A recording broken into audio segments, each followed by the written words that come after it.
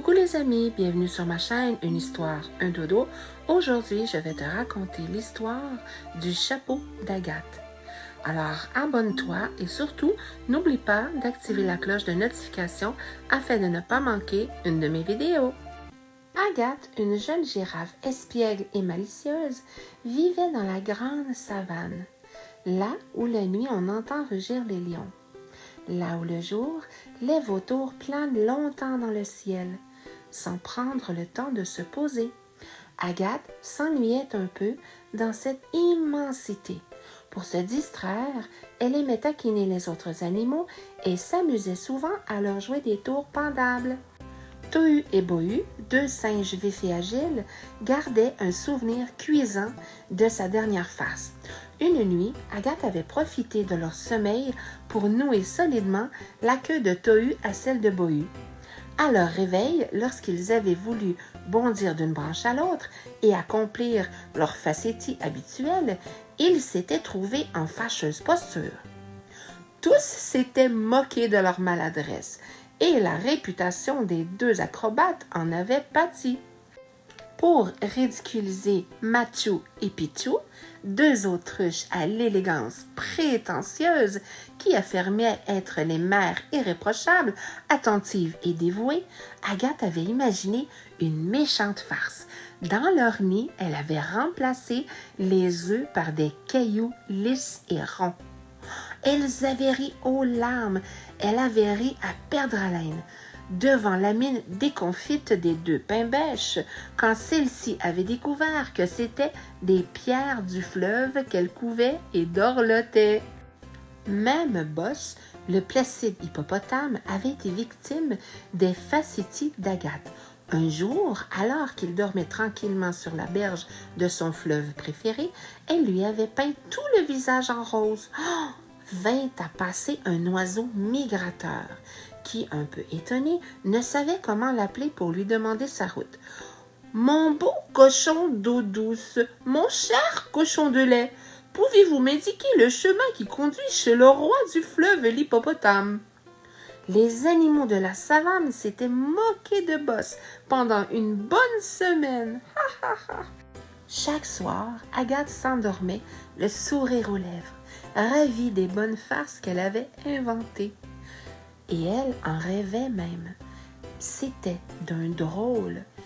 Quelle tête il faisait, hoquet-elle, dans son sommeil. Pourtant, lorsque Agathe se retrouva avec un nid en guise de chapeau, elle ne trouva pas cela drôle du tout, car Rixie et Trixie, deux oiseaux rieurs, avaient choisi de construire leur nid entre les oreilles d'Agathe et sans lui demander son avis. Et les oiseaux criaient, riaient et jacassaient à tue-tête. « Kookaburra, Kookaburra, ri, Kookaburra » Un cauchemar. Le nid était solidement fixé à la caboche d'Agathe et elle avait beau secouer vigoureusement la tête ou la frotter contre un arbre, rien n'y faisait. Elle n'arrivait à se défaire ni du nid ni des oiseaux moqueurs. Elle réfléchit longuement. Elle devait trouver une bonne idée pour offrir à quelqu'un d'autre ce cadeau empoisonné. « Eh oui, j'ai de la chance, je suis née coiffée !» affirma-t-elle avec fierté aux animaux de la savane qui s'étonnaient de son drôle de chapeau. « Il est original et élégant, il protège du soleil et de la pluie, et en plus, il joue une agréable musique. C'est un objet rare !» soulignait Agathe, qui, en son fort intérieur, riait jaune. « Aujourd'hui, c'est à mon tour de bonté. Je me sens d'humeur généreuse et j'accepterai volontiers de m'en séparer. Qu'avez-vous à m'offrir en échange ?» conclua-t-elle à chaque fois. « Top là, Agathe !» proposa Malabar, un grand éléphant costaud. « En échange, pendant toute une semaine, je me ferai un plaisir de le transporter là où tu voudras. » À peine grimpée sur son dos, Agathe fut si effrayée qu'elle le supplia de la laisser descendre immédiatement.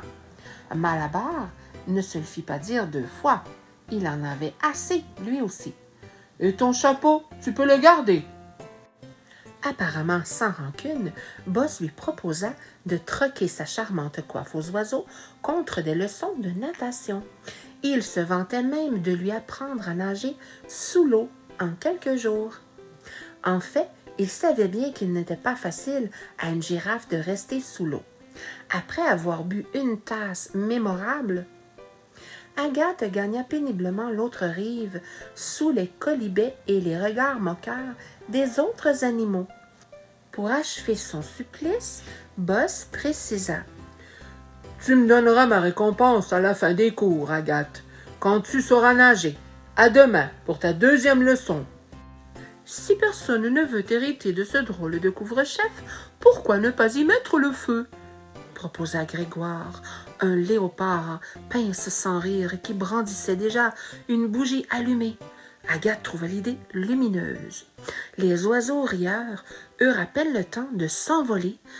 Joignant le geste à la parole, Grégoire mit le feu au nid. Et quel feu, mes amis! Un véritable incendie! On n'en avait pas vu de pareil dans la savane depuis l'année de la grande sécheresse.